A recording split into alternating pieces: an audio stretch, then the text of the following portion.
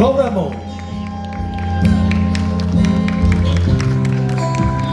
dan Rizky Nazar.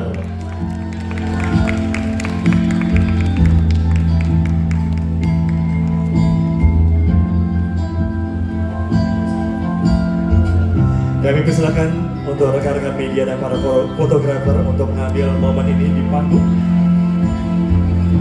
Direktur dan cast dari A dan Z, Insya Allah Cinta.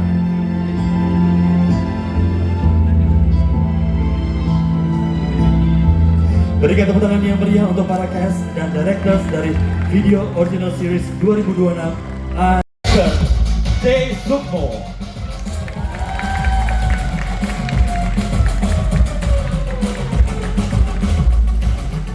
Cast Sasa Utari,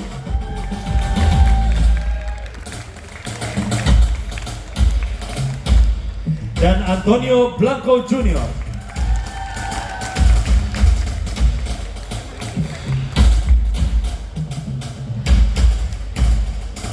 Kami persilakan rekan-rekan media, para fotografer untuk mengambil foto di atas panggung.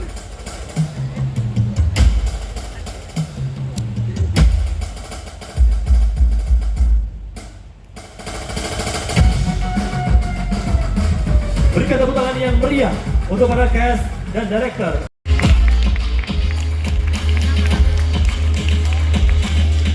Cast Rayansha Rasya,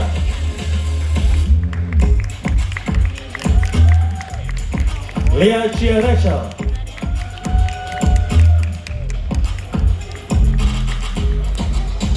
Gabriel Girux,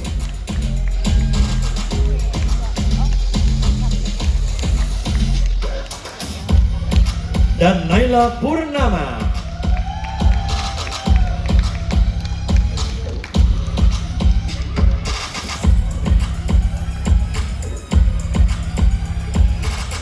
Kami persilakan rekan-rekan media dan para fotografer untuk ambil foto di atas panggung.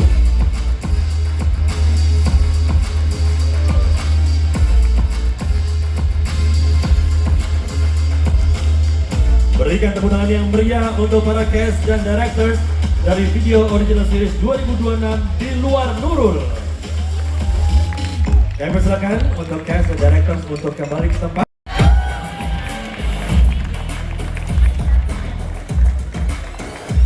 Randi Pangalila,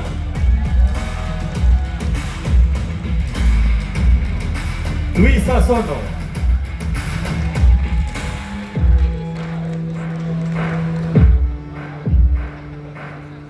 dan Oka Antara.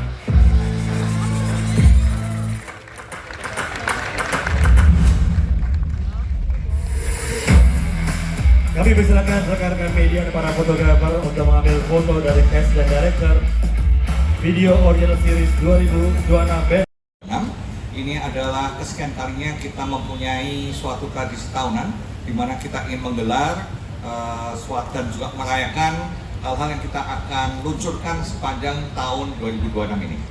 Jadi terima kasih atas kehadiran daripada teman-teman maupun Bapak dan Ibu yang saya hormati. So mungkin saya ingin memulai dengan sedikit cerita mengenai adanya perubahan terhadap landscape digital adoption di tanah air kita ini.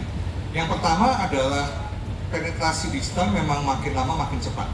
Dimulainya adalah sebenarnya masyarakat Indonesia memiliki akses internet melalui mobile device, ya. Nah, tapi yang kita lihat ini tahun 2025 sudah masuk suatu angka psikologis yang cukup penting, yaitu penetrasinya sudah mencapai 80%. Nah, tetapi kalau ke depan kita lihat bahwa nanti akan terjadi perubahan di mana yang akan tumbuh lebih cepat adalah fixed broadband internet dengan kecepatan yang jauh lebih tinggi. Nah, kita ada dua teknologi, satunya adalah broadband yang dalam bentuk kabel ya ke rumah-rumah, kita sebut sebagai FTTH, fixed to the home. Nah, kemudian akan ada teknologi baru yang akan lebih populer yang disebut dengan fixed wireless access. Jadi broadband tetapi bisa melalui wireless. Karena Indonesia. Nah, di sisi lain kita juga melihat adanya tren device baru. Kalau sebelum ini kita sangat tergantung dengan mobile phone sebagai smart mobile device, device yang akan cukup menjadikan tren adalah smart TV. Ya, jadi smart tetapi adalah television. Nah, kenapa ini penting? Karena kalau kita melihat di Indonesia pun sudah tumbuh juga dengan cepat. Diawali dengan pada waktu televisi diharuskan pemerintah untuk mematikan siaran analognya, sehingga orang mau tidak mau kalau nonton TV harus beli smart TV. Nah, smart TV ini penting karena dua hal. Terbukti bahwa kalau kita menonton, habit kita menonton itu akan jauh lebih sticky kalau kita menonton melalui big device, yaitu di televisi, daripada kita menggunakan melalui handphone. Nah, data di video menunjukkan bahwa penonton video yang menonton video melalui smart TV akan spend 3,7 kali lebih lama daripada kalau mereka menontonnya melalui handphone device untuk mendapatkan konten ini dengan baik. Nah, jadi kita lihat di sini, hal ini sudah mulai kita lihat geliatnya. Di tahun 2025, kalau kita melihat seluruh OTT industri di Indonesia, ada penggunaan sebanyak hampir 270 miliar menit. Suatu angka yang fantastis sekali. Nah, kalau kita melihat jumlah subscriber juga terjadi peningkatan 17%, di mana total jumlah subscriber diperkirakan sekitar 27 juta pelanggan. Nah, juga secara total revenue sudah mencapai 700 juta dolar. Ya. Jadi ini merupakan bukti bahwa OTT industri akan terdorong banyak dengan adanya penetrasi fixed broadband yang dalam dan juga smart TV dalam kapasitas yang cukup tinggi. Nah, kami sebagai video, kami bangga karena kita melayani Indonesian biggest audience. Jadi kita mempunyai skala untuk menjangkau seluruh masyarakat Indonesia di berbagai penjuru daerah maupun juga di berbagai lapisan. Kalau kita melihat beberapa angka statistik di sini, jumlah pengguna yang kita setiap bulannya melakukan engagement sudah mencapai lebih dari 40 juta monthly active user. Dan kalau kita melihat mereka yang menonton live streaming televisi, itu saja sudah mencapai 30 juta live streaming watcher setiap bulannya. Dan kalau kita melihat jumlah menitnya, live streaming TV ini mengkonsumsi 23 miliar menit per bulannya. Nah, kalau kita melihat tadi jumlah pelanggan, kita sudah juga mencapai angka magic, yaitu lebih daripada 5 juta pelanggan. Nah, kalau kita bicara soal connected TV, kita juga sudah membuktikan bahwa selama 2025, kita sudah menghasilkan 55 miliar menit dikonsumsikan oleh penonton video, menonton melalui layar kaca smart TV. Nah, itulah kenapa kita sangat agresif untuk memastikan bahwa setiap smart TV baru yang di-ship out di Indonesia itu sudah tidak hanya di pre-install oleh aplikasi video, tetapi penggunanya diberikan free subscription selama beberapa bulan. Jadi kita semua ya, industri entertainment menurut saya tidak pernah sedinamis ini. Data menunjukkan 70% tiket yang, atau mungkin bahkan lebih tinggi ya, lebih dari 70% tiket bioskop yang terjual di Indonesia pada tahun 2025 datang dari film buatan Indonesia. Jadi majority of ticket sales itu teratribut saat orang-orang Indonesia menonton karya lokal buatan Indonesia. Mungkin teman-teman tentunya juga tahu, kadang-kadang kita kalau di box office atau bioskop kita ada saingan kompetisi title lain dari negara lain, dari IP lain dan seterusnya, dan ini menjadi sesuatu yang sudah lumrah gitu. Dan seingat saya juga ini tahun kedua layar bioskop didominasi oleh title Indonesia. Tapi kalau teman-teman ingat, mungkin tidak lama sebelum ini, beberapa tahun lalu, kita juga ingat betapa impactfulnya, not in a good way, era pandemi COVID melanda industri kami, industri kita bareng-bareng. Saya nggak harus double down ceritanya apa, cuman it was not a good experience for all of us.